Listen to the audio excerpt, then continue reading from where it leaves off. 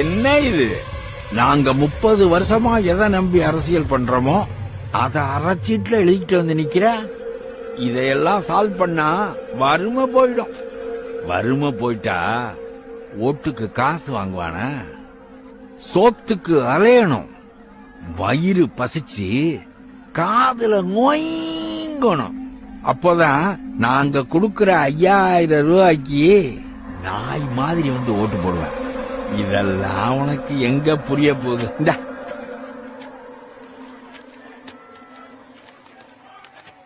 இல்ல,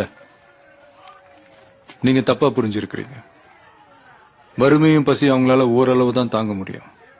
அதையும் மீறி அவங்க தன்மானத்துல கை வச்சீங்க, ஞாபகம் இருக்குல்ல? ஜல்லிக்கட்டு.